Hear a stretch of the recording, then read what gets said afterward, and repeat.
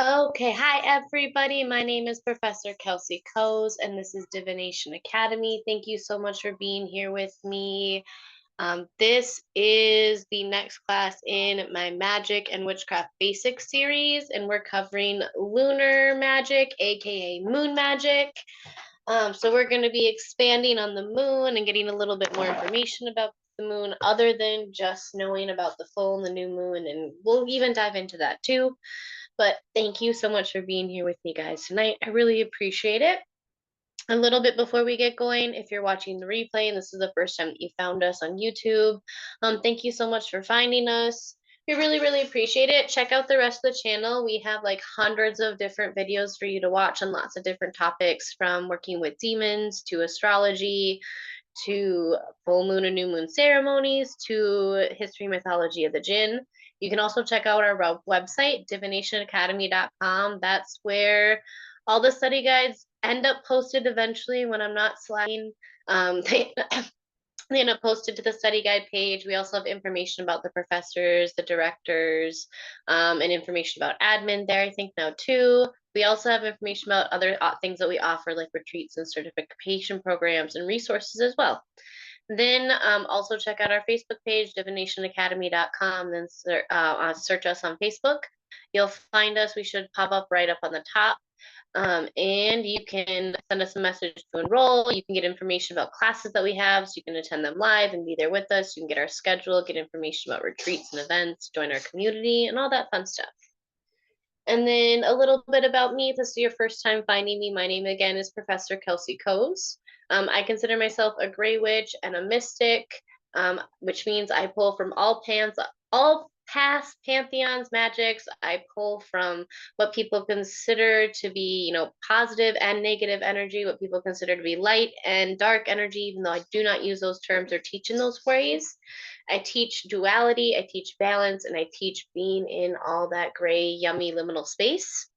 When I'm not here teaching and being an admin, I do also run my own business, modgepodgemystic.com, where I offer workshops that go really dive deep into topics I've taught here. We have lots of ebooks. You get private one-on-one sessions with me. You get pre-recorded lessons and lots of stuff. I also offer tarot card readings every week for free on Thursdays. I have community mental health stuff that I offer every Monday for free. So you can check me out there too. So the information I'll be teaching from tonight is going to be in the link here. It is a guide. We've got links to other guides too, because there's a lot of information that we can go over with the moon. So we'll talk about quite a few different things tonight. Like I said, we're gonna go more in depth in just new moon, full moon ceremonies, which is what most people celebrate under, which I recommend.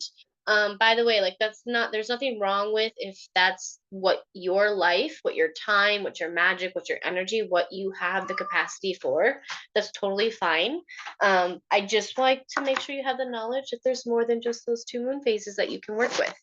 Also, if you didn't know, fun fact, a lot of people don't realize this, the moon isn't also just available to you at night, because you can see and have availability to the moon even during the day. It's actually always visible to us humans. You just can't see it quite as well when it comes to like positioning, and then obviously with the sun rays illuminating in front of it. So you have the ability to work with this energy in the celestial body all the time. All the time. And there's many different phases, and those phases will attach to different energies, and those energies will allow you to be able to do different type of spells, to be able to align yourself a lot differently. So let's kind of start more towards the beginning though, before we dive into like the magic and all that fun jazz, because like I said before, I'm a mystic, so I go from everywhere. I want to teach you to understand the energy you're working with, some ideas with history, deities you can work with, kind of, where it fits in astrology and all that fun stuff. So we'll go through that too. Throughout antiquity, honestly, probably since the dawn of time, the silvery illuminating rays of the moon have always captivated us as humans. You can see it throughout antiquity in symbols, in art. The moon pops up in countless myths and legends. You see it across the earth. You see it across cultures. You see it across regions. It's a very universal thing, a very universal theme. Whether it is seen as a deity itself, or it's seen as a celestial body, or it's seen as an archetype. It differs from place to place and culture to culture. So it's really kind of going to depend on which practice and area you're pulling from, on how the moon's going to be represented, and how you're going to see it. So I want you to keep that in mind as well. The way I teach this may end up sounding very different to you, and when you end up reading through this, it may read very different to you. In the study guide that I have here for you guys, because most often or not, when you hear people talking about the moon, what do you hear? You hear the moon is 100% feminine energy. It's a goddess. That's what it represents. That's what it's connected to. It's actually not true. Yes, more often than not, is that common a theme and a thread, and that's what that energy represents? Yes, but it's actually not a universal truth. It's not something that's agreed upon in every single religion, every single culture, and across the earth. The moon can also be represented as a masculine energy as well. We see it in ancient Egyptian culture and religion. The moon is, I mean, Konos, Khonus, and Thoth, like they're attached to the moon. Those are male deities. That's a masculine energy. That's a god. When you look at Shintoism as well, like the moon is represented as a male deity. It's a masculine energy. When you look at also Mesopotamian cultures, Sin, aka Nana, million other names as well. That is represented as the moon. That is a moon deity, and that is a masculine energy. So I want you to keep that in mind as well. So depending on your own personal practice and own personal beliefs, you're going to have to look at where you're pulling from. But that's why I'm going to talk about this too, because the powers of the moon are very vast and they vary across cultures. They range from being used from healing, love, prosperity, protection, fertility, death, rebirth, and so much more. That's why the moon, I feel like, is also an incredibly important celestial body to know how to work with, because you can work with it in a vast amount of rays of time during many different times of seasons. You also have a vast amount of rays of practices you can use to pull from, and things that it can help you with and aid you in. You can use it for so many different types of spells and magics. Lunar magic is fantastic, but like you can use this to pull on so many other things, to amplify and add to so many other things. It's even said when it comes to the moon that it's thought to massively increase paranormal activity. It's thought to be when the ghosts and the spirits interact with the living, specifically the full moon. That's really prevalent in India, by the way. But you see so many different beliefs and systems that come through with it. Even in antiquity, when like mental health medicine and mental health kind of like started to be a thing, one of the very first like doctors of like mental health medicine, like literally truly believed in antiquity and cultures that like insanity and mental health illnesses, they were caused by the full moon, like hands down 100% caused by the moon. That's what it was. So it's actually where we get like loony from, and like things like that and stuff like that. But the moon also, not only does it affect us when we look at it from so many different ways, from a cultural perspective, it has shaped us throughout history, which we're going to talk about too in a little bit. But it's known to influence our emotions. It physically and energetically influences as well. It has an effect on the oceans and the tides. Like it's literally kind of what makes it pull. It's what helps keep Earth from tilting so far off its axis and being crazy wobbly. It helps keep us in orbit. So it's a really actually important celestial body. It connects us to a lot of potent energies, and it represents a lot of different things. Ouch, sorry. I have a bad tooth right now, so sometimes it kind of hurts. So I apologize. So what is the moon like scientifically wise? Like what do people how do people describe it? Like scientifically wise, like what actually is it? Physically is it? So it is actually considered a celestial body, which means that it is up in space. It's a celestial body. It's considered to be the brightest and largest object that's actually in our night sky. It's considered to be the celestial body that's closest to Earth as well. The moon also is known to be a geological record of our solar system's history. That's up for debate, but that is something that is thought of to be known for. It also is known to actually make us a more livable planet because it moderates our tilting of our axis, like I talked about a little bit more. The moon also helps us maintain a relatively stable climate. It causes our tides. It creates a rhythm that we are actually guided by, which is where our circadian rhythm comes from, and that's actually been known for like thousands of years. It has been known to be how we keep track of time. The sun and the moon both itself, they keep track of different parts of time. We're going to talk about that in just a little bit. It helps us keep track of time. It helps us really understand and look at different introspections. And then if you ask NASA, the moon was most likely formed after a Mars-sized body collided with Earth several billion years ago, but again, that's up for debate depending on who you talk to, which myths and which legends you read, and what origins you believe, and what you actually believe the moon physically is. I don't want to go too much more into this because this could be a really long rabbit hole. What some people consider conspiracy theories and what others don't, but there's a long debate on what the moon actually is as well, just to keep that in mind. So you can look in that too to help you understand like how you believe and how you work with it. um, I think it's important to look at those things and understand that so that you can fully understand like how those celestial bodies and the matter, like the body and matters actually work, how you actually perceive yourself and them within the cosmos. So I think it's important to look at that. But what I put in there is the most commonly accepted answer. So when it comes to the meanings of moon in history, over the centuries, the moon has been interpreted, like I said, as a deity, as a planet itself, and as a timekeeper and a calendar.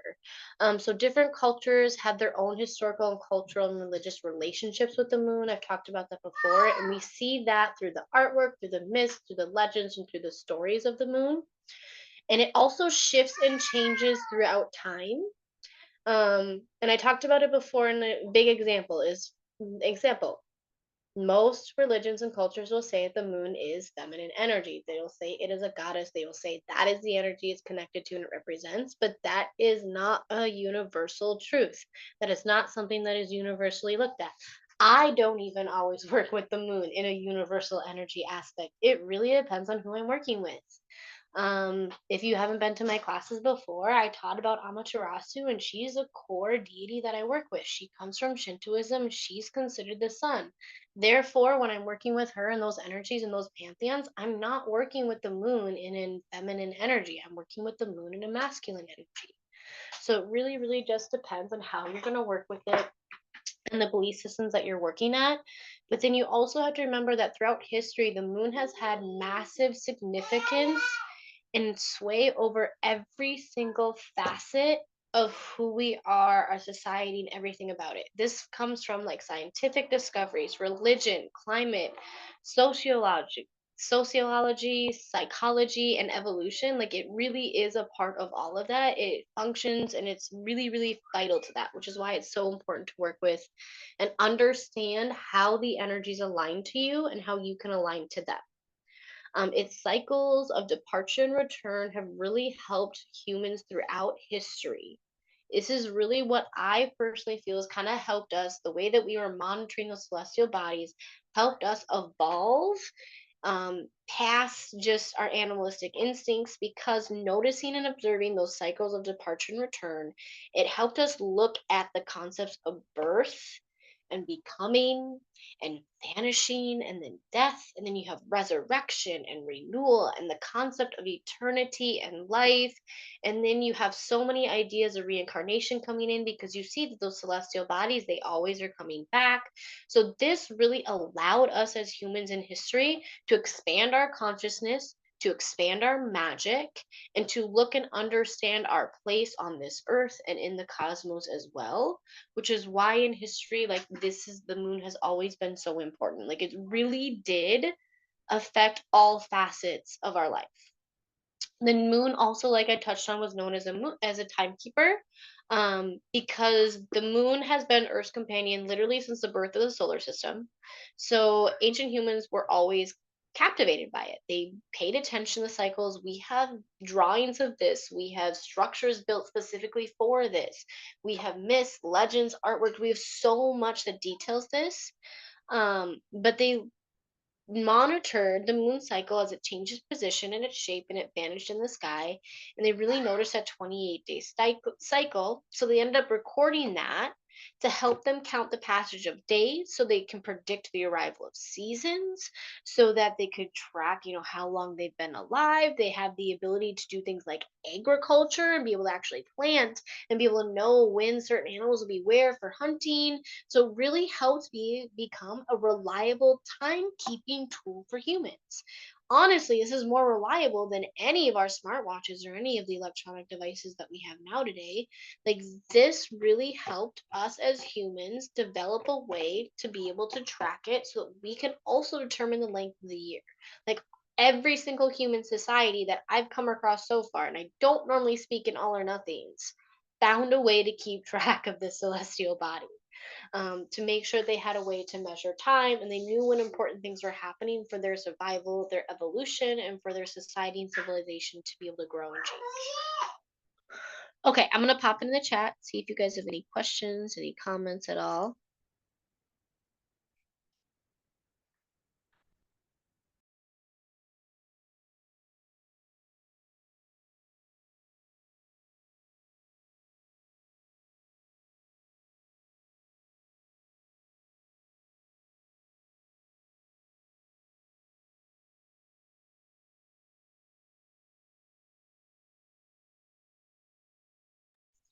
I take that as a no. Okay, so we'll jump in. Also, by the way, there's normally way more images in here, and I have them all made, but for some reason, don't want to load in there. Every single time they keep telling me an error, no matter what type of image or what size I do. So I'll fix it eventually and get it added in there.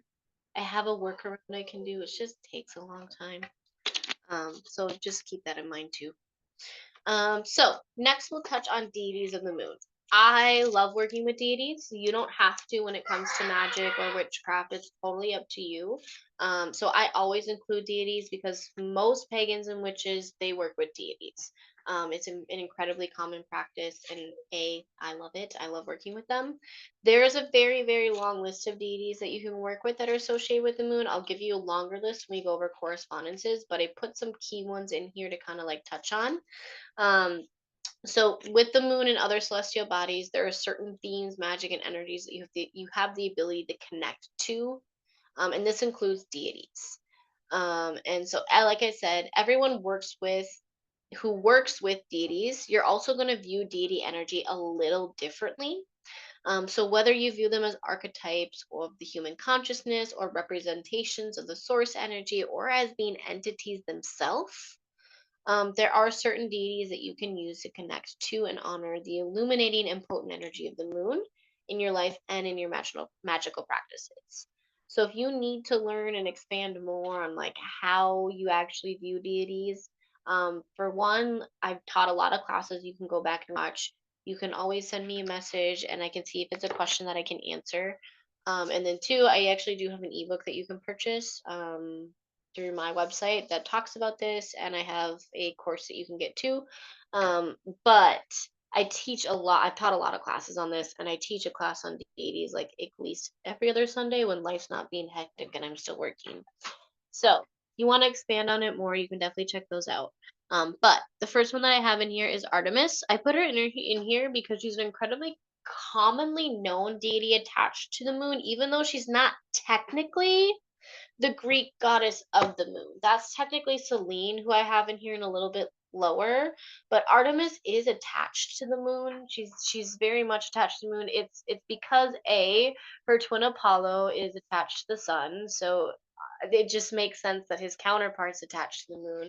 She also represents a facet of the triple goddess, which we'll talk about a little bit more later. I already taught an entire class on that, so I'm not going to go too much into that. But that's why she's also very commonly known, for being associated with the moon. She's known as representing the maiden aspect, especially in like the Greek mythology.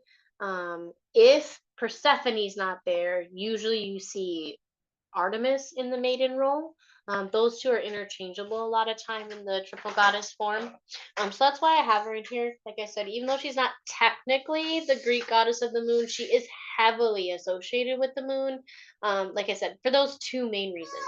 But Artemis is the Greek goddess of hunting and nature. She was born the daughter of Zeus and Leto. She's a twin sister of Apollo.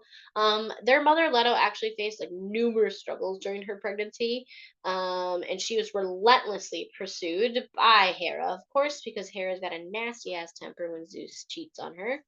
And Artemis actually ended up having to help her mother give birth to her brother right after she was born. Like she was born and literally turned around and like helped birth her brother, which earned her the reputation as the goddess of childbirth, and then made her very revered as a goddess of hunting. And because of that, it also made her protector of young girls. She became a virgin goddess, which is why she's very much associated with that maiden representation in the triple goddess, which is why you see her associated with the moon.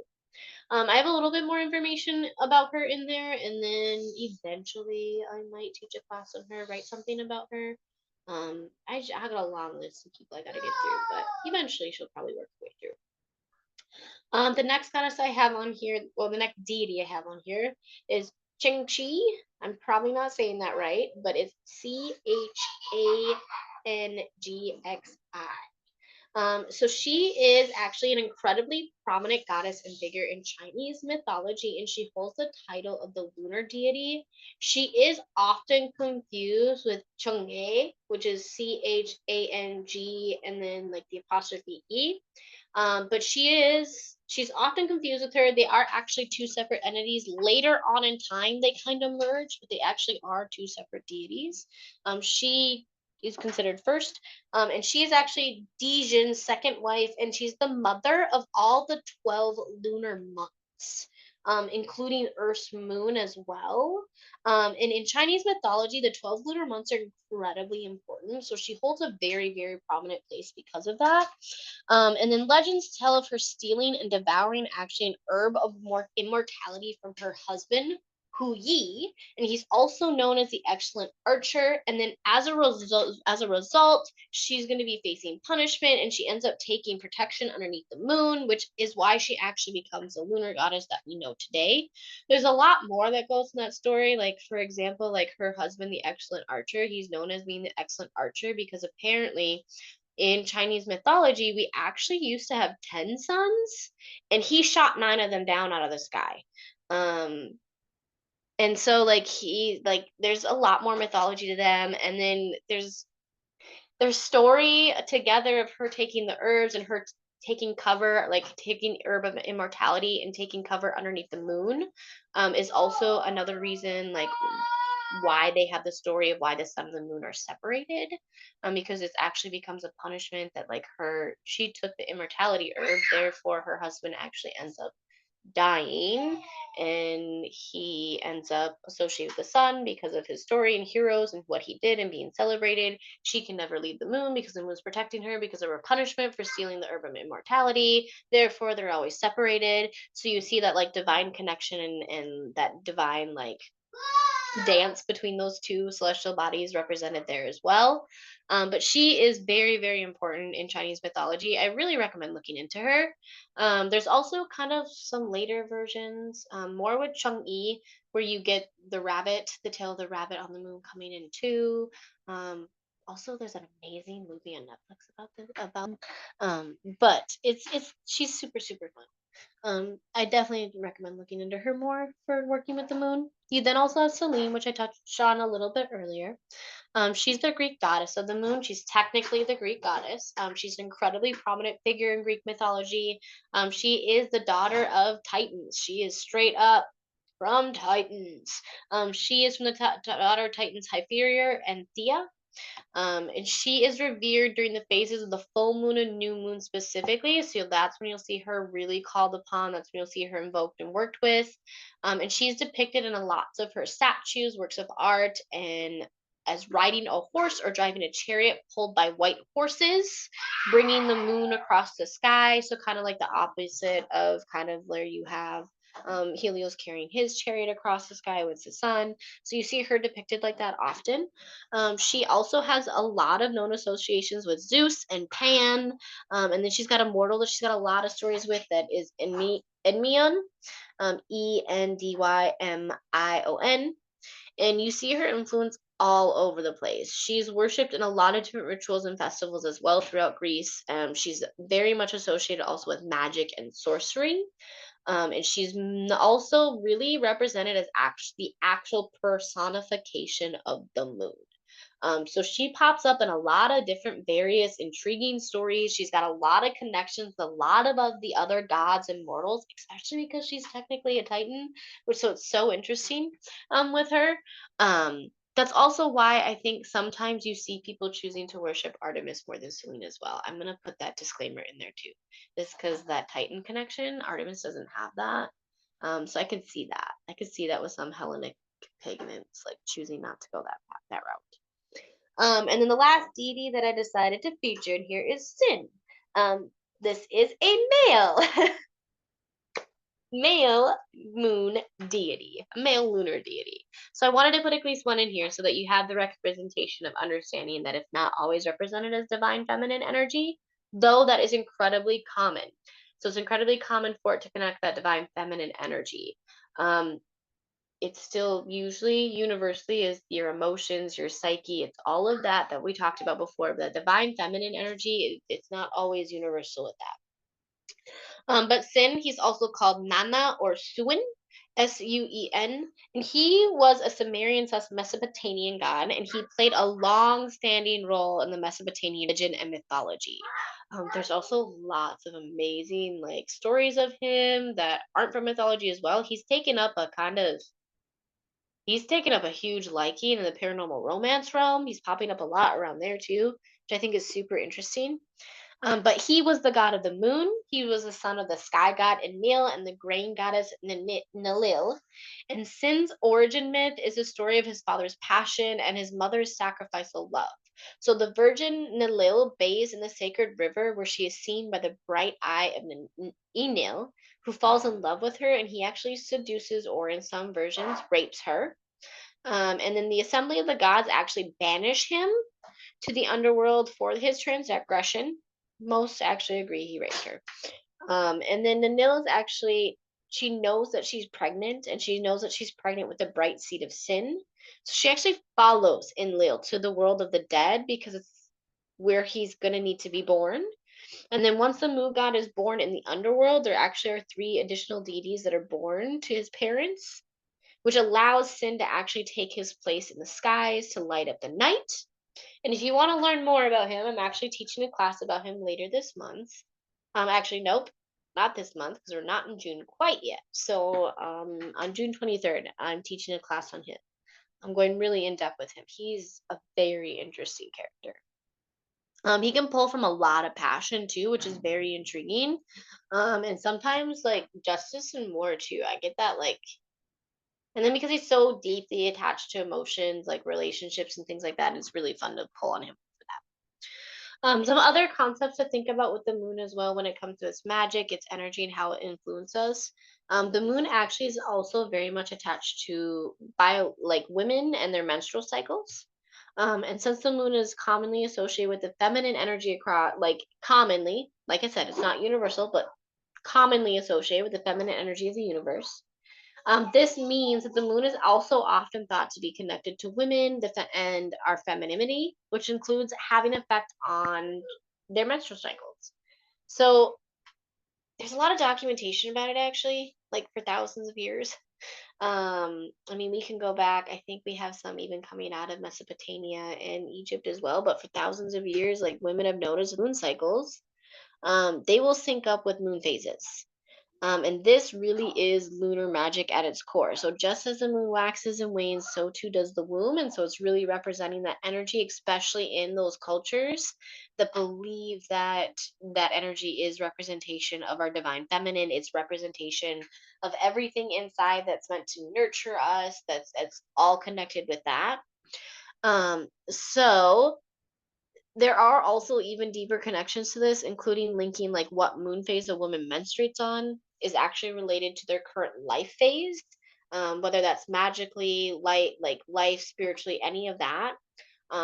I can go deep. I'm going to go deeper in that, like on a separate blog post on my business, but I do have a link here if you want more information about it, to a study guide I already created for divinationacademy.com that talks about the 4 different menstrual cycles and like what that means for you, if this applies to you. So if you want more information about that, you can definitely check that out. I just don't want to go too much into that because it's not going to apply to everybody. So now let's get kind of like nitty gritty into lunar magic and like really kind of like what it actually is, how to connect with it, how to use it, what it means. Because I've talked a lot about kind of like history and the moon in general and like importance of it and deities, but I haven't touched much on the magic yet. So let's get into that so we can dive into that. I always want to make sure you guys have basic understandings of other things before. So before I do that, I'll jump in the chat here quick again, see if you guys have any questions or comments.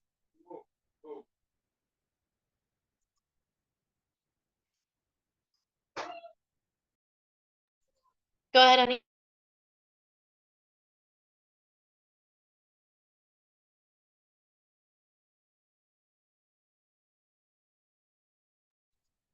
I don't know if you heard me, but I said you can go ahead, honey. I'm not sure if you heard me.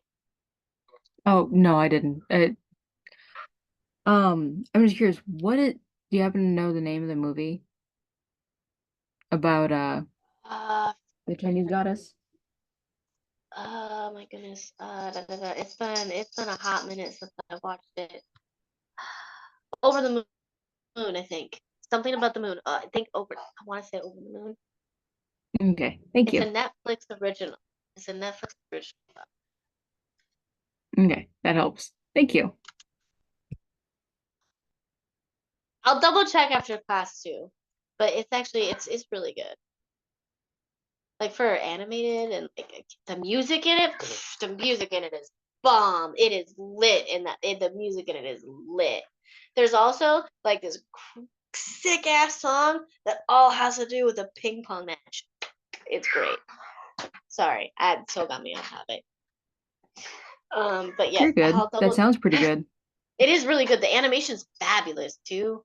But I think it's called Over the Moon. I want to say it's called. I want to say Okay, that's what. I'll double check though after just to make sure. thank you. You're welcome. Any other questions, guys?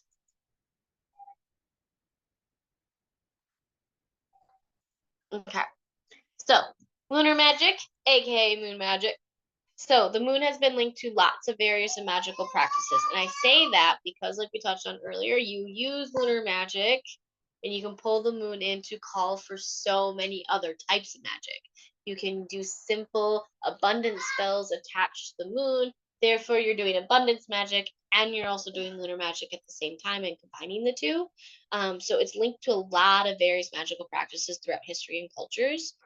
Egypt, huge with this. Other regions as well, like huge with lunar magic. But you just yes, the moon is like very important in Egypt. The sun is too, but the moon is also very important.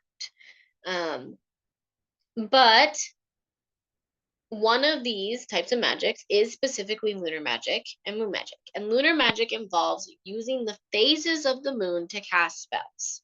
So each phase of the moon, like I'm going to talk about here in detail just right at this, it has its own unique energy and properties. And using these energies and properties in our spells and rituals is what lunar magic is.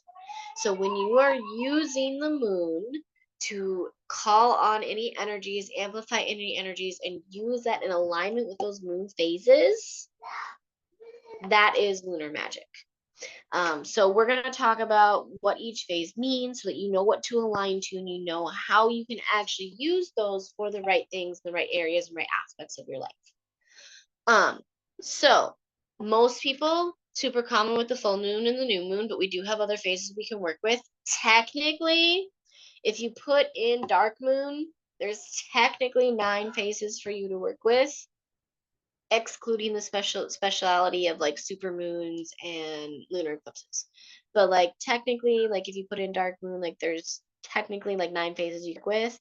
I'm really only breaking down 4 plus the dark moon because doing quarter moons is the energy doesn't change too much. It puts you in a liminal space kind of between the two different energies. And it can be really difficult to track. So I didn't break it down to the quarter moons, but you do have quarter moons in between these moon phases, by the way, that you can look at. It's just it's not super common that people will work with that. So what actually is a moon phase? So the moon, when you're looking at in the sky, it seems to grow and then fade over a period of one lunar cycle. And like that growing and fading, that reaching its full that full potential and then diminishing again, that's actually what a moon phase is. That's referred to as a moon phase. That changing, that growing, that diminishing, that moving, that's a lunar phase. And lunar phases can be used to enhance magical workings. They can be used to invoke specific energies for alignment, for manifestation, for affirmation, for so many different things based on that lunar cycle. And you also have to understand that with that ever-changing lunar cycle, it reminds us the cyclical nature of life itself, the cyclical nature of us, and the cyclical nature of our magic. And the fact that like being aware of that and aligning with that's going to make us much more potent. It's going to make us much more connected to our realm and much more connected to the energies around us. And what is magic? Like I've talked about a gajillion times, magic is the manipulation of energy in order to create a certain outcome. So you to understand and align with these natural energies around you, it's going to create that ability to move and manipulate it a lot easier to do, which is going to give you more potent wanted results. The moon is constantly passing through this cycle with its moon phases, like we're going to talk about. So it's constantly going through this. It's literally a never-ending cycle. It's a constant, which also makes it a sense of security, a sense of protection, and why we've used it throughout so many years for so many different purposes. And why it's also able to help us in literally the most important areas of our life and how it affected every facet of our life. So when it comes to phases, when it comes to the new moon, I can go crazy in depth into the new moon and the full moon alone, but I'm going to try to condense it so we can make sure we talk about everything that we want to talk about. When it comes to new moon, and then when the new moon, that's when the moon is beginning its next cycle. So this magic includes new beginnings, new opportunities, the idea of wiping a slate clean and starting over, starting anew. This is where you can look at new friendships, new love, also cleansing and fertility, and any spell work that really has to do with careers and business as well. Because even though like the full moon is abundance, so is the new moon. Like you need that. It's a time of fertility, which is abundance in and of itself. So you have the ability to really attach to careers and businesses. When I look at the new moon, when you really, really look at the new moon and break it down, this is the most potent time to plant your seeds of intention, of manifestation. This is a time where you're planting those seeds of things that you want to bloom, that you want to grow, those seeds that you want to sow. And this is the time for that. Like, this is really, really, really the time for that with the new moon. Some core basic things that you want to make sure that you're doing with the new moon are going to be things that you do with any of the other phases. But the new moon and the full moon would be your two most potent times. So this is when you want to make sure you're putting things out for like charging your crystals, doing things like that, making moon water. We'll talk about how to connect to the moon a little bit later. But other things with the new moon and like really why we honor it and why we connect to it is it's really offering us that unique, that new, potent, dripping, fertile energy. Like it's really meant to connect us to that. It's meant to be that wet, that fertile, that vibrant, welcoming, two seed ground that we're going to plant and put those seeds in to really help that energy come up. So you're going to want to make sure that you work with things that have to do with that, like setting your intentions, your goals. Like that's really what this is about, that manifestation, that understanding, those new beginnings, all of that. If you want to go way more in depth on the new moon, I have many new moon ceremonies I hosted that you can go back and watch and you can learn more information about it. I also put a link in here to a separate guide that's specifically about the new moon that I've done before on divinationacademy.com. I'm pretty sure I have a guide specifically about the new moon there.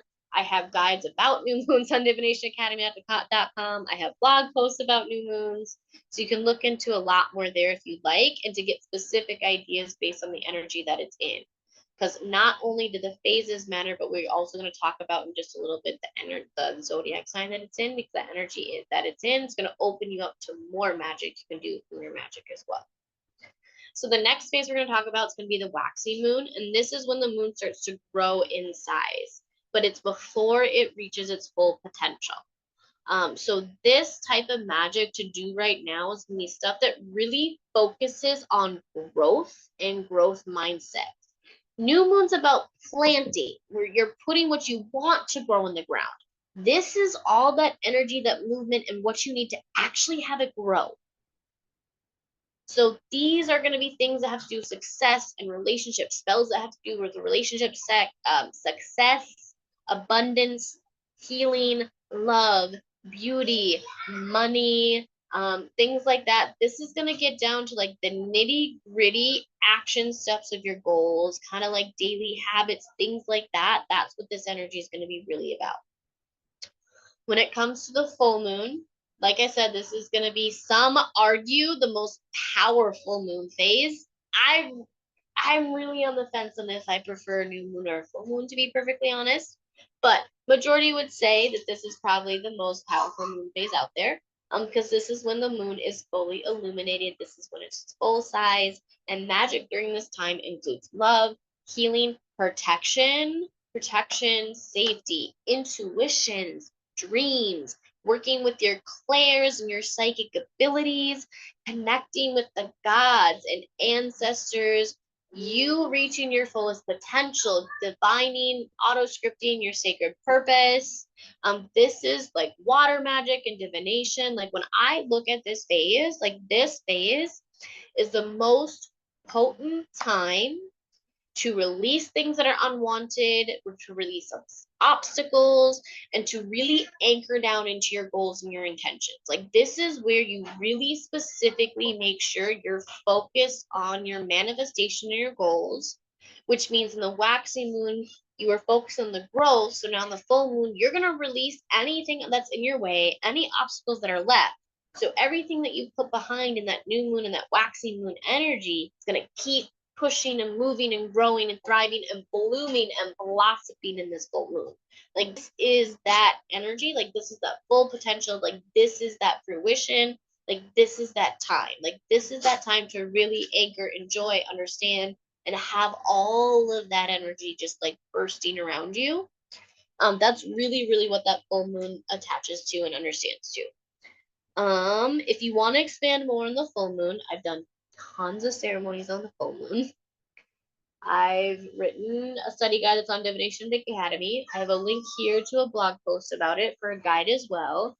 And I talk about them all the time on Pinterest, Facebook, and on Divination Academy, Facebook too, on both my business and here. So I talk about them all the time. So you can get more information there too. That's really what this phase is about. That's what that lunar magic is going to be attached to. Those types of topics.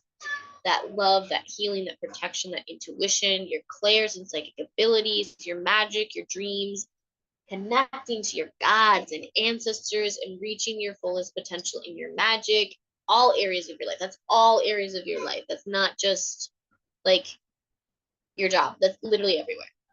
The next phase that I have here for you is going to be the waning moon. Now, when the moon seems to phase or grow smaller, this this is when the waning moon happens. Like when after the full moon, you start to see it fade, disappear, and get smaller. This lunar magic includes getting rid of or diminishing things like bad habits, illnesses, addiction, toxic relationships, and also includes releasing, banishing, and cleansing rituals.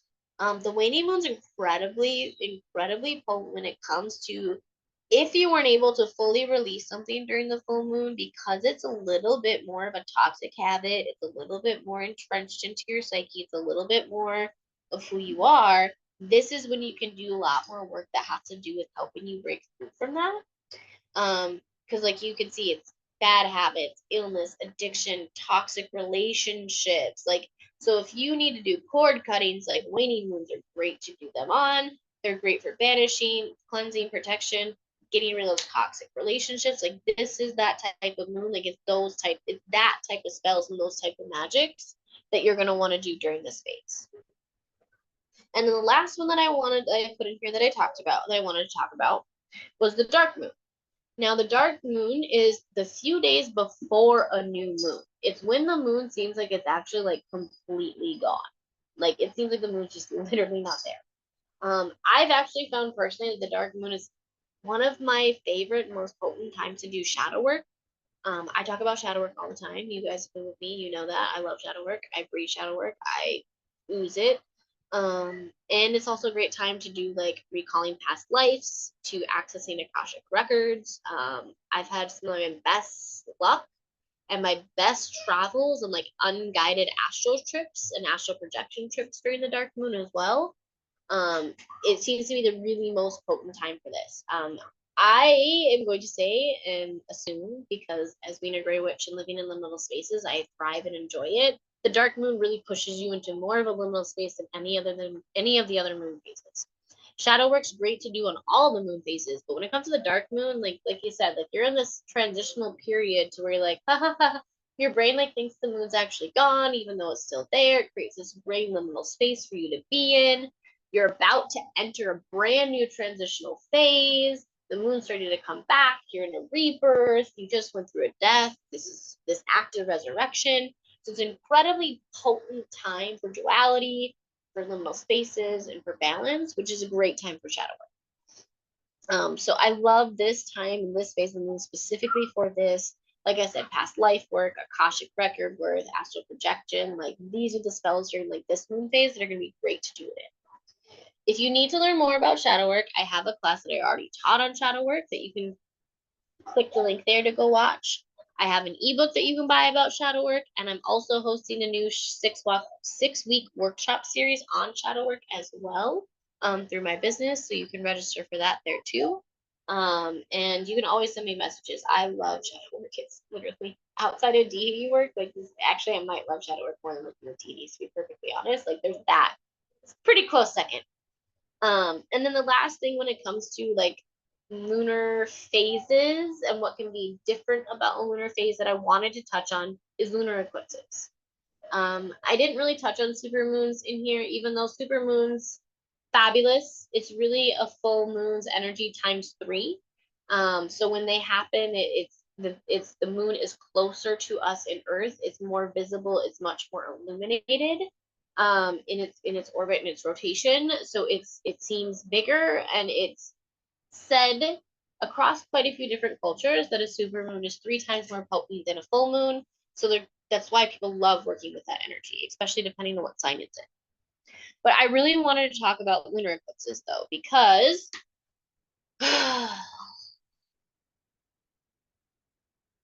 you go on social media, if you go on Google, if you go anywhere on the internet, pretty much, you're going to see countless and countless and countless warnings telling you don't do any type of workings in a lunar eclipse, including making moon water.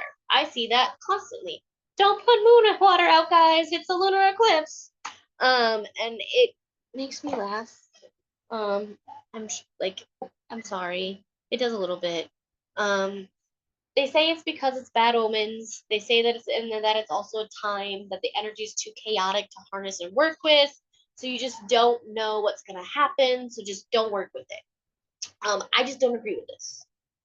You can do your reflection and decide if it's something that you agree with and is part of your path, and you choose that it's a bad omen, and that's how you believe in them, and that's how you believe in asking more of it. That's perfectly fine. I simply don't agree with this though. I just don't. This may be because I'm a gray witch. This may be because I look at chaos differently. This may be because I look at the way the universe was formed, the multiverse was formed differently. I don't know, but I just don't see why we can't work with a lunar eclipse. I don't see why we can't work with a moon phase that is chaotic. The universe and all that exists within it sprouted from chaos and nothingness. This is a common belief across many, many cultures and stories across the earth. For example, in Mesopotamia, like it is said that literally the earth exists because Tiamat, a dragon goddess, was ripped into half, and we live inside of her dying carcass, and she was born out of chaos and nothingness. Like the universe was chaos and nothingness. And that's not the only story that talks about that. So wouldn't we be able to work with chaos and chaotic energy like a lunar eclipse if it's connected to the very primal and potent thing that we humans come from and that the multiverse comes from? I don't see why not. If you come at it with reverence and respect, and you understand that there could potentially be unwanted consequences, just like with any magic you work with, by the way, there's unwanted consequences with what people consider to be light, positive, and wanted magic, just like there can be with chaos magic.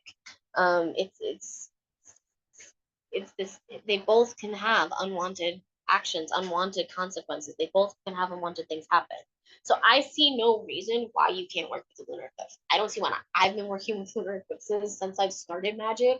I didn't even realize at first that it wasn't something you should do because I didn't learn in group settings. I learned on my own through studying, and it's not something that I read or came across very often. It's very sporadically, like throughout cultures, but people really grasp onto it because of this chaos idea. And we're so afraid of working with chaos when we literally come from chaos. Like the multiverse is literally chaos we are swimming and existing in. So I don't see why we can't work with it. So that's my take on lunar eclipses, but you can take it or leave it and decide how you want to work with it in your practice and your magic. Lunar eclipse water, honestly, is some of the most fun stuff to put into banishing, to put into some binding spells. Like, it's some fun stuff to put in, it's some potent protection. Like, it's some fun stuff. So the next topic we're going to talk about here is going to be the triple goddess concept. I'm not going to go super deep into triple goddess because, like I talked about, I already taught a class on this back in last October, I think. But I taught a class on this. The study guide, I'm pretty sure, is already on divinationacademy.com. I think I linked it. I'm not sure if I did. But I'll do a blog post too soon, recapping all of that and making it all kind of like neat, a little bit easier to read. But when it comes to triple goddess, a lot of Wiccans and other pagans, particularly neo-pagans, will associate with the triple goddess. Not everybody works with the triple goddess. But like I said, it is a common Wiccan thing. It's a common neo-paganism thing. And the triple goddess actually is meant to represent different moon phases along with other things.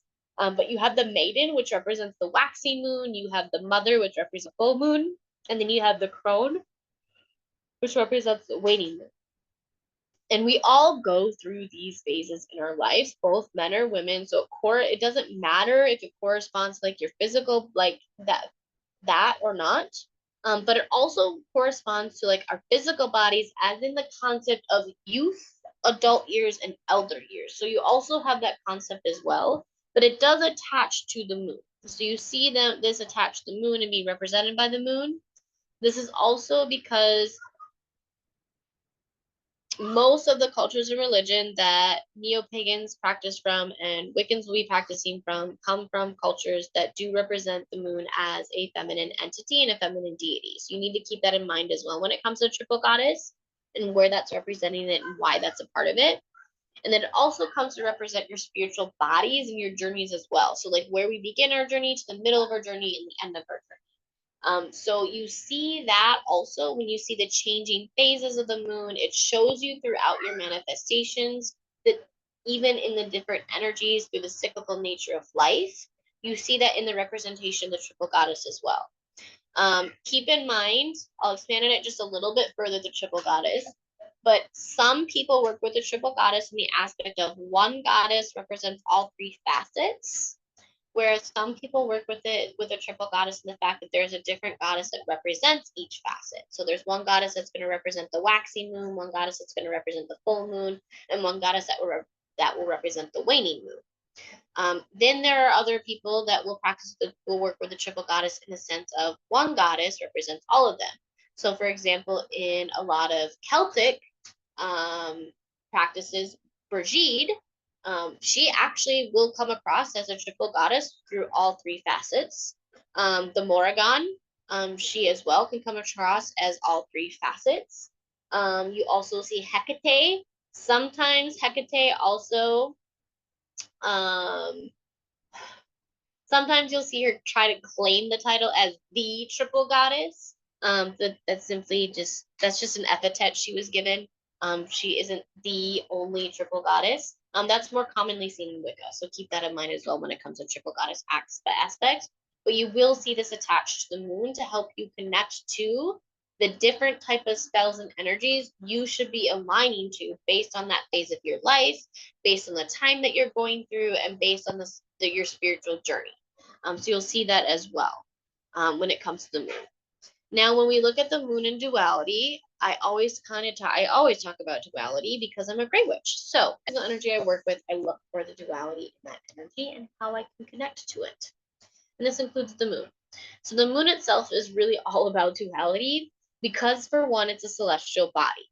So that makes it a dualistic energy in and of itself, because it being a celestial body, and if we're choosing to work with it, we're creating a bridge and a liminal space between the heavens, another realm, another planet technically, and ourselves. So we're creating this bridge of energy, which creates this dualistic energy there. You're seeing Earth combined with a celestial body, which gives you duality in that aspect. You then also have to understand that the moon itself as a celestial body represents transformation, transition, and rebirth. You see that through its phases. You see it through the different ways that it represents our life. You see it through the different types of magic we can use, how it shows a cyclical life of nature itself and of life itself. So you see that transition, transformation, and rebirth. And all of you have been with me before who are here live. And if you're watching the replay and haven't seen me before, transformation, transition, and rebirth, that is dripping in duality. You have to go through death in order to have a rebirth. In order for a rebirth to have happened, a death have had to have just happened. Those two things have to happen. The joy, the blessings, the miracles of a rebirth, the pain, the despair, the hurt, the depression, the position of a death has to happen for transformation and transition, which pushes you into a liminal space. It forces you into that transition, it forces you into that rebirth, and it forces you to look at things, people, and places. And you look at them depending on the phase that the moon's in from many different perspectives. You may be looking at it from a perspective of, do they bring me hope and abundance and like possibility into my life? Or do they bring me despair? Are they obstacles? Are they things I need to let go of, darkness and pain? And then we're really forced that duality in that liminal space when we're in each of these phases so we can understand truly what's right for us to grow and transform and rebirth. Okay, so before I go into the next chunk, I'm gonna jump into the chat and see if you guys have any questions again.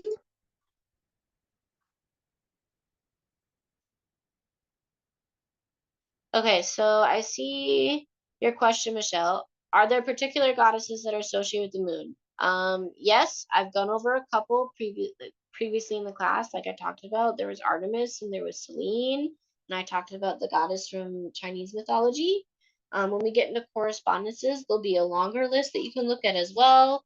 You have Caridin, you have Diana, it really just depends on like what culture and what region you want to look at when it comes to goddesses.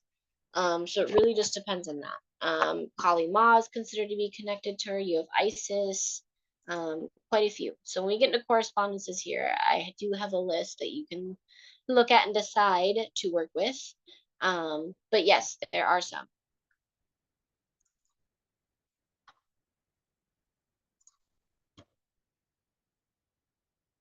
You're welcome.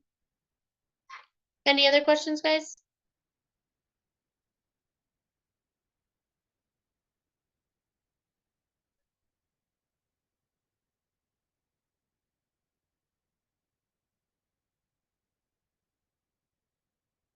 Okay. So the next chunk we're in is talking about the moon and astrology. This is where you'll start to get a little bit more understanding too of like kind of the themes that overall attach to the moon too.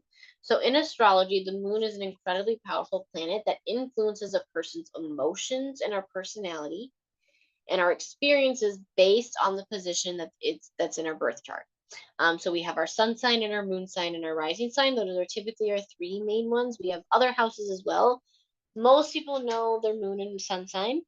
Hopefully people know at least their main three. But the moon's influence can be wanted or unwanted, really depending on its position and its aspects and a lot of other elements that have to do with it. But the moon in general really represents in astrology the personal self, our feelings, and our unconscious. It's a reflection of our true self that's represented by the sun. So the moon stands also for our security and our instincts and our habitual patterns. It's also our ability to relate to others and our ability to actually nurture others. In astrology, it is represented as a feminine energy, and it's represented as a nurturing part of oneself. It's our deepest personal needs, it's our deepest basic needs, it's our deepest reactions, it's our unconscious. So when you look at the two versus the sun and the sun is the acting part and the moon is the reacting part of who we are.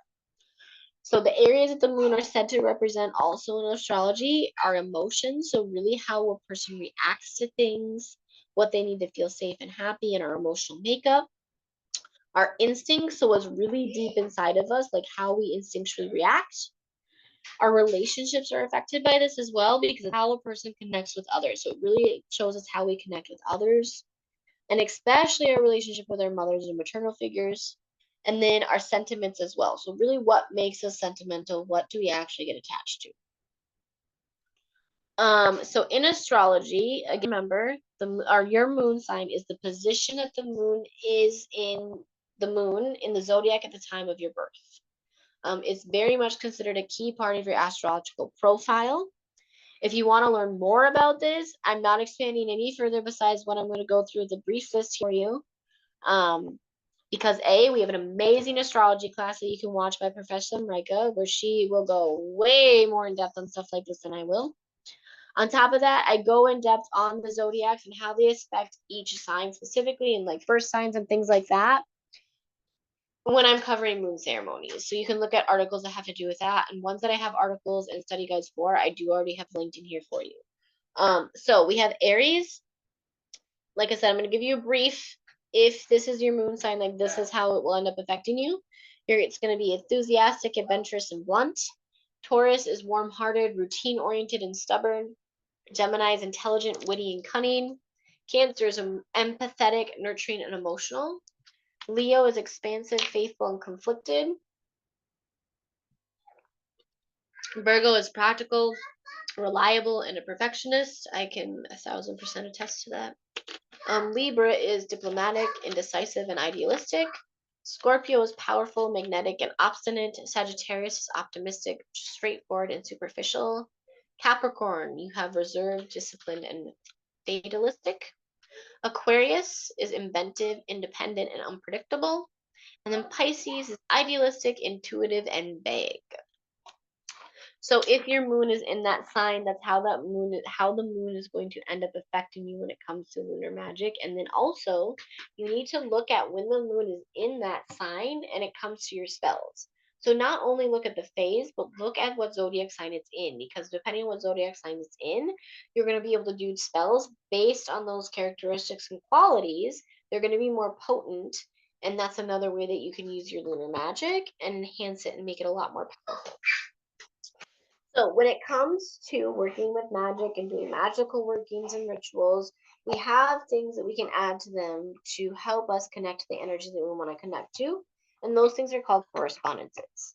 If you don't know what a correspondence is an item or symbol that's really meant to connect you to a very specific energy through its representation. A lot of times it's seen as an energy to honor, respect, and venerate that energy as well. So we'll go over some correspondences for the moon itself. Now remember, these correspondences may change and look a little different when you're looking at a full moon in Aries or a new moon in Sagittarius. So keep that in mind. That will kind of change the correspondences you use based on that. And then also, depending on spells you're doing, it may change a little bit. But core, basic, common correspondences for the moon as a whole are going to be the element of water. The day Monday is attached to the moon and very much associated with moon work. Animals are going to be owls and rabbits and wolves, deer, cats, moths, bats, spiders. I almost say spatters. Sorry. Raccoons, possums, cows, frogs, dogs, crabs, a whippoorwill, and panthers. I was super shocked, by the way, that I knew how to spell that word. Colors: silver, white, and blues. Really silver. And if you're going with blues, I have better luck with dark blues than light blues. Personally, I've heard it either way though. Herbs and flowers. You have vervain and moonflower, jasmine. That's one of my favorites. Lemon balm, cabbage, camellia, camphor, chickweed, moonwort. Gardenia is another one that I really like to use. Grape, lemon, passion flower is another one I like to use. Turnip, potatoes, peas, cucumbers, pears, peaches, willows, poppies, mountain ash, mangoes, wallflowers, and cactuses. You also, for stones and crystals, then have moonstones, selenite, obsidian, silver, mother of pearl, aquamarine, topaz, emeralds, clear quartz, corals, and pearls. And keep in mind, there's different forms of moonstone that you can use. There's also different forms of selenite. I personally really like selenite and moonstone. Those two, those are kind of like my favorite when it comes to working with the moon. And then deities. So we have Selene, Sophia, Thoth, Artemis, Diana. Luna, you will see listed as Luna in some cultures, and in others is La Luna. You also have Man in the Moon. You have the rabbit on the moon. You have Khonso, Inanna. You have Hecate. You have Caridin. I've already taught a class on Caridin. You have, I cannot pronounce her, but there is a deity from, I cannot pronounce her, Coyolxauhqui. I believe she's from Aztec. I may be wrong on that. I'm gonna have to double check that. But then we have Morgan, Lafrey, Sin, Mani, and Gabriel as well. The ruling house for the moon is going to be, it actually rules the 4th house, and then the zodiac sign that's associated with the moon and the planet that rules it. The planet that the zodiac that the moon is the ruling planet for is Cancer. So those are the correspondences that are going to be commonly associated with the moon in general. Again, keep in mind it'll change based on the zodiac sign that's affecting it. And then how can you connect to and work with the moon? So when working with the moon, there are certain spells and rituals that will help you connect to the celestial body, ways that you can use lunar magic and moon magic in the most effective way. Now, just remember that what's here and what I go over are going to be some of many ideas. You need to follow your intuition. You need to follow the energy of the phase that it's currently in as well.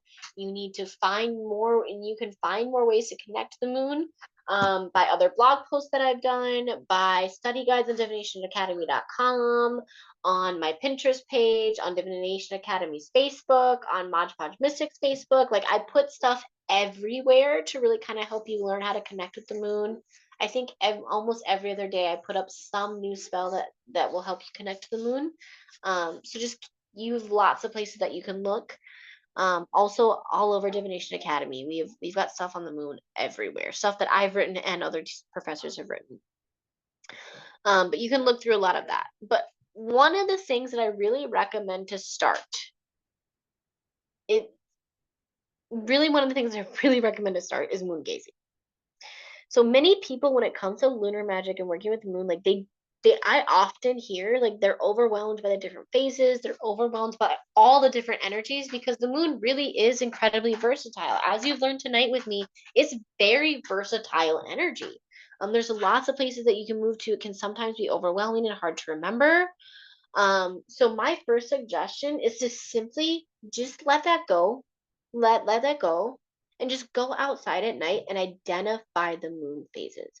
Be able to actually go out, look at them, see them, identify them, understand how they energetically feel with you. And you do this time and time and time again until you instinctively know what phase the moon is in. I can tell you when a full moon is coming without having to check a calendar or an app. Like, I know days ahead of time. Like, I'm pretty in sync with that energy at this point, because like I started there and I really learned and got in tune with it. So do this as much as you can. If you can't see the moon and you can't get outside, you can also use a moon phase app on your phone so that you can become attuned to it that way, and you at least know it's happening and you can become aware that way, align with the energy that way. If you don't want to use an app, you can simply Google it. You can follow so many Facebook pages that will let you know, TikToks all over the place. But how you moon gaze is, I guess, this is literally probably one of my favorite things that I still do with the moon when I can. Is literally simply you sit in silence under its rays and you mindfully gaze at it. You very mindfully look at and longingly, lovingly gaze the moon. It's actually been said throughout cultures and history that doing this practice connects you to the moon itself. In some cultures, it's actually thought that like the goddess of the moon would actually inhabit you and like go inside of you with this. So it's very much connects you with this energy. So this would be the very, very first place that I would start to help you understand the energy of the moon, how it shifts, its cycles, how it affects your body, your energy, and you can harness its magic. Um, Moon gazing, becoming aware of it, becoming aligned with it, that's the first step to be able to work with it. Next practice that I have to be able to connect with it is going to be making moon water. This, for me, really is honestly a staple. When it comes to working with the moon, it's incredibly easy to do. It doesn't require many tools. In all reality, all you really need is some water and a vessel, preferably glass, to hold the water in. And you can create a really potent and powerful tool to add to your practice in your altar, to add to spells and rituals for lots and lots of different purposes, and it can even be used as an offering. So what is moon water? Moon water really simply is water that has been exposed to moonlight, and it's charged with a magical intention. And the water will now then be embodied by the properties of the energy of the moon phase, the astrological sign it's in, and the intention that you charged it with. This charged water then becomes a very tangible connection for you to have to the moon. And you can use it in so many different ways. If you want to learn more in depth how to make it, I did put a link here for a previous blog post that I did on this. So you can get really in depth on how to make it there. It's really a staple for me. I use moon water like no other. You can add it to ritual baths, so many things. You can add it to simmer pots, floor washes. You can add it to spa, like so many things. Other ways you can connect to and work with the moon and do lunar magic is attending a moon ceremony on the new or full moon. Though working with all the phases of the moon is ideal, sometimes life can be overwhelming and we just simply don't have the time to connect to each lunar phase. So it's all right to pick and choose which phases you can work with. And I would recommend, for potency reasons, because of their meaning and also simplicity, the new moon and the full moon would be the best options to work with if you don't have time to observe every lunar phase, and to make these a priority. This should be incredibly easy for you to do. Thankfully, because of Google and Facebook, you're going to find countless events online for each new moon and full moon, literally every month. I mean, I host one and I attend at least 3 of my own. On top of that, and then I do all of my other ritual work with the new moon and full moon, because I mean, you can find them everywhere. I attend a meditation, I attend another ritual, and I attend a ceremony, and then I host the one that I do. So there's so many ways that you can make this a part of your life and your practice.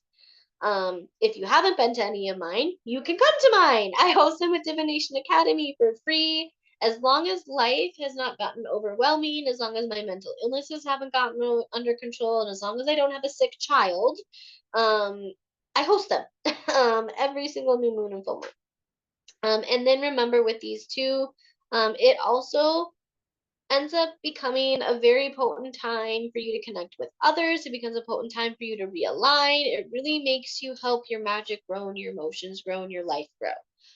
For almost every single person that I've worked with, like one-on-one, the students that I've been teaching for a while, even here now, I think I've said it in quite a few classes. If you really want to see your magic, your life, your emotions, and all of that flourish and grow really like never before, my first recommendation, make it a goal, make it a priority to observe a new moon and full moon every single month for an entire year. You will see such a tremendous difference from when you started that year to the end of that year. in your magic, in your mental health, in your emotional well-being, in your life if you do that. That's always like my number one suggestion that I give people. Um, I had a teacher make that a challenge for me about a decade ago, and it changed everything for me. It really, really sunk me into my magic and my witchcraft and my path. So it's always my first thing that I recommend on top of moon gazing. Next, to connect to the moon and work with the moon, you can perform simple spells. When you're starting with it, you can start with a simple moon spell or ritual. So, for example, a simple spell could be doing a cleansing bath or shower on a waning or a new moon. And you can do this by adding a few herbs to the water that correspond to the moon or crystals. Common thing is pink Himalayan salt to have in there as well. You can put sigils and affirmations, whatever you want, to use to connect to the moon, your emotions, and for cleansing purposes. Another simple spell that you could do moons would be like for a full moon. You can perform a very simple candle spell for protection or abundance. Lunar magic really isn't that hard. Once you start to align to the phases and understand the phases and what energy that phase connects to, you then can pick a spell that's going to be simple and that can connect to that energy from that phase and perform it at that time. It's really not, lunar magic really is very simple once you start to understand those phases and those energies. So whenever you need to perform a spell, you just need to take a moment, you need to stop, think about the moon phase it corresponds with, and then if you need to wait to cast your spell during that time if it's not an emergency. And then that's not only going to lead to more potent and wanted results, it's also going to help you align yourself and your energy with the changing phases of the moon. Is going to make your manifestation, your intentions just way more potent and accurate. The next way that you can connect with the moon that I have in here that I'm really breaking out in detail is keeping a moon journal. So while you're learning a new magic, and even after you continue to work with it, it's always a good idea to keep some type of journal recorded records of your studies and your experiences while working with that type of magic. I find this to be incredibly crucial when it comes to lunar magic and moon magic. Because if you write about how each moon phase makes you feel, how it affects people around you, if you record your moon rituals and spells and the outcomes that you did during that month, you end up having this yearly diary and journal and reflection of your growth, of what you were working on, your goals, what you were releasing, and all of that throughout the year that's there for you to connect to look back on, to reflect on. It also helps your studies deepen. It helps your connection with those energy phases deepen because you can see and change those patterns and make the changes where you need to. Things that I would keep track of, like I talked about, how each moon phase is making you feel. What did you try to intend? Like, what did you put for intentions if that was? What did you release? How were the people around you acting? Did your relationships and interpersonal connections get affected? Record any spells or rituals that you do, any meditations that you do. Also, take note of any unusual dreams you have during certain moon phases. If you notice increased paranormal activity around you, if you notice deities or entities popping up more. And another way that you can also journal the moon phases is you can make sure that you take note of what you're reflecting on about things that you want to manifest and bring into your life, and then recognizing also how those zodiac signs are affecting you as well. It becomes, like I said, this record that you really get to hang on to. And it becomes a reminder also that when you've let go of something, it's in the past, you've let go of it. You allow yourself to like bring other things into your life. So I really love when it comes to journaling and like magic, like a moon journal is it's fabulous. It really is being this journey of your year that you get to look at, and it helps connect really potently to it. It makes your moon alignments, your manifestations, your meditations, your spells, and your rituals very intentional. Especially when you're making sure you're writing it down, you're connecting to it, your plant. Like it's very intentional then and very mindful. Other ways that you can connect to the moon are going to be things like divination. The moon, again, it's connected to our psyche, our subconscious, our emotions. So divination's great for that. That's how we can get that bridge, that connection, those communications. So you can do tarot cards, oracle cards, runes, or water gazing, or any other type of divination depending on the zodiac sign. Also keep in mind, this list can expand so much and change. So you can decide what you want to do with it. You can do ritual moon baths or ritual showers. You can do them on new moon for cleansing and full moons for protection. You can do energy work, like clearing and cleansing as well. You can do shadow work depending on the phase that the moon's in. So, for example, if you're in a waning moon and you really want to work on growth, you can do shadow work on growth. If you're in a full moon, you can do shadow work on releasing. Intention setting, especially if you're in a new moon. Since I live in duality and I'm a gray witch, I don't subscribe to this whole don't do any intention setting on the full moon. Some people in their practices, they do. Some people say the full moon's only about releasing, so don't do any intention setting. I don't subscribe to that because in order to release, like, you have to, like, something has to come in and replace it. Like, you can't sit in this empty pocket of space. Like, that's just imbalance and it's just not responsible. So I always believe in doing both at the same time. So that's going to depend on you. Releasing work, same thing, same concept. So depending on the phase, you can do release work depending on your practice and your belief. Abundance work really almost works with every single phase, just depending on the specific type of abundance you're choosing to work with. If you want to learn more about abundance, I have an incredibly detailed guide on abundance that I think I linked in the first paragraph. But it is on my website that you can take a look at. You can do elemental magic based on the zodiac sign that the moon also is currently in. So, for example, if you are in a fire sign, you can work with fire gazing and do elemental magic that has to do with fire. If you're in an air sign, you can do air magic. So things like that. With the moon, you can also make sure you're charging your tools under the moonlight. Your crystals, your herbs, your vessels, your tools like atoms and wands and things like that.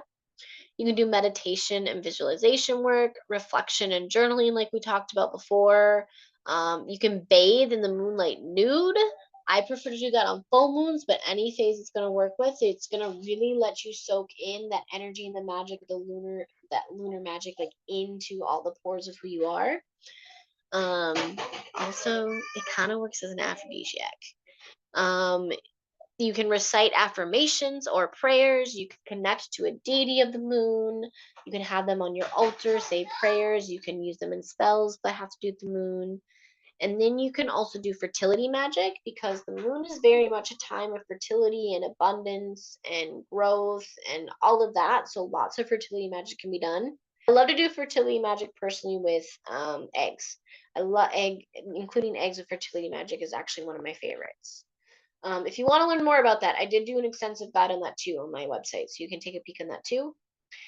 You can make a spell jar to connect to the moon. I typically have one usually connected to the moon, almost always. I reset one and create new ones, but I love having a spell jar depending on the phases. I've created ones to where I have layers that represent each phase. You can have a spell jar that one that represents full moon, one represents the new moon. You can have one that represents the zodiac sign and that moon. It really just depends. There's lots of things you can do with spell jars. If you need to learn more about spell jars, I do have an ebook that you can purchase about that. And I've taught a class about it, so you can send me a message to figure out how to get the replay for that. That is for purchase on my website as well. And then you can also make a simmer pot that also corresponds to the energy of the current moon phase. So, for example, if you're in a new moon, you can do a simmer pot that has to do with cleansing for your home. You can do a simmer pot that has to do with calling in new clients or new business, or getting a new job or a new car, or anything that you like. You can do simmer pots to call those into your life. For so many different, like I said, based on the phase that you're in. If you need to learn more about making simmer pots, I do lots of those posts on Facebook, and then there's also a guide that linked here for you too that you can click on. And then you can perform protection spells and rituals. I prefer to do those during the full moon, but you can really kind of use the new moon as well sometimes, but I prefer doing full moon. In fact, but the moon is a very protective entity. If you really think about kind of one of its main purposes with the Earth as a planet as a whole, like it really protects us by keeping us. It keeps us like on our tilted axis. It keeps us in orbit. It protects our climates and our environment, so it's a very protective energy. So you can perform protective spells and rituals, and then dream work, intuition work, and working with your psychic abilities and clairs. So you can do all of that. That's very much associated with the moon, no matter what phase it's in, because the moon is associated with our subconscious, our emotions, and all of that. And that type of magic and those type of spells work great with lunar magic and being attached to that. So when it comes to up here, and once I do that, I'll check to see if you guys have any questions. Otherwise, we've covered everything I wanted to talk about with this class. But when it comes to wrap up, so however you choose to connect to the moon, just remember these few things. Check the sign that the moon's in to tailor your rituals and spells, your manifestations to align to the energy of the sign that the moon's in, along with the phase it's in as well. And then remember, your spells and rituals can be as simple or as complex as you would like them to be. But no matter what, aligning with the ever-changing phases of the moon in your life and magic will bring about a lot of profound growth, transformation, healing, and a lot of magic. The magic of the moon throughout history also very specifically is tied to sorcery and magic. So it's really going to connect you to that. It also connects you to that cyclical energy of nature and the cosmos around you with its very illuminating light rays of light, which is why you get such a potent energy with it and why you're able to shift with nature, why you're able to be aligned with the energies around you when you connect to lunar magic and when you understand these phases and observe them in your life and magical practices. Because everything around us is energy. If you're at my energy class, you learn that. So when you align with this energy, you're moving with the cycles of that energy that's constantly affecting you, and it's always changing and affecting you. When you align with it anyways, you're going to be a lot more in sync, a lot more in harmony. You're going to feel more energy, and a lot more is going to start moving and happening in your life, your manifestations, and your magic. Okay, I'll pop in and see if you guys have any questions or comments for class tonight, because that is all I've got for you. Is there anything I didn't cover you wanted me to cover, or any other questions that you guys had? Go ahead, honey. This is probably the exact opposite of the point of this class, but I'm curious. A lot of sites always say check the phases or check the zodiac sign or that when doing spells just in general. Do you have to how do I put this? Always check with the moon before you do a spell. Like, can you do a spell for abundance on the new moon, or not the new moon, the full moon, and it still work? Oh yeah, for sure, because it depends on what energy you're trying to align with. So for example, if you're working with abundance, you may choose not to work with the moon at all because the sun also is an incredibly potent celestial body to work with abundance. So you may choose to work with the sun instead, so the moon doesn't matter. Or you may choose to not care about celestial bodies at all. That may not be a part of your practice at all. And you may choose to focus on doing abundance and really only focusing on the deities that you're working with, or just your own magic as well. You may call them. So it's really going to depend on your magic, your path, and kind of like how you want to connect to it. Do I think that it is going to be a little bit more potent and wanted results if you do connect to it in some way, shape, or form? Yes. Do you always have to? No, because sometimes it's just not the case in life. Sometimes things need to happen when they need to happen. You can't wait for the moon to change to a phase. So that's okay too, and you can bring in energies with different energies and different correspondences then. Does that answer that for you? It does. Thank you. You're welcome. Yeah, I don't always work with the moon, so don't worry about it. I'm pretty naturally aligned with it at this point, but I don't always do my spells and rituals based on Do I always try to take it in consideration? Yes, but it just can't always happen that way. And if it can't, then I look for some other energy that I can use to align myself with the energy I want to work with. Because like I said, we live in a sea of energy constantly moving that we exist within. There's more than one way to attach onto an energy. So if the moon doesn't vibe with you, you don't want to work with it, that's totally fine, especially for that spell or at all. It's going to be totally up to you. Cool, thank you. You're welcome. I thought so. I just feel like a lot of people always put so much emphasis on check the moon, check the moon, check the moon. And I know, like, with me at first, when I first started trying to do spell work, I was so scared, like, should I not do this now? Because it's the wrong phase. Should I wait? But I have time now. So I just feel like it's important to clarify that too, that you don't necessarily have to. No, I totally agree with you. I totally agree with you. I see it everywhere like that too, and it's frustrating. But that's a whole other ball game for me, because then that gets the concept of gatekeeping, and that's a whole other thing. I don't like instruction manuals of magic, and that gets really gatekeepy. Yeah, that makes sense. Mm-hmm. Okay, any other questions, guys?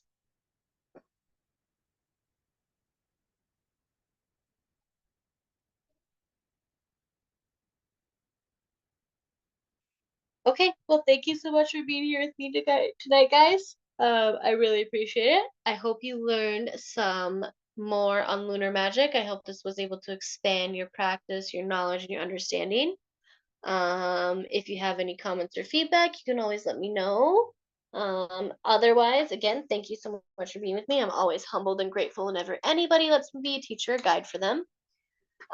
If you need more information about divination, again, check out divinationacademy.com. Check out Divination Academy on YouTube and on Facebook. And then for me, you can always find me on modgepodgemystic.com. I have my own site. I'm on Facebook underneath that, also Pinterest underneath that as well. I have like a virtual book of shadows there that you can follow with a lot of stuff in there. And then I think I teach Sunday next for Divination Academy. And I believe I'm teaching Ascended Masters class, and I believe we're going over Lady Nada. She's from Atlantis. So we're going to be going over her. And then I think next Thursday is the next class in the Working with Demons series.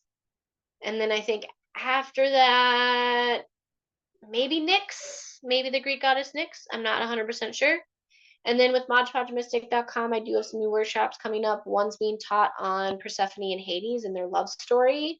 Another one, I'm also doing a free community event that's for cleansing for the second half of the year, this Saturday, that you can check out. So I have all that going on. Thank you again so much, guys, for being here with me. Have a good rest of your evening, and I will see you hopefully at my next class.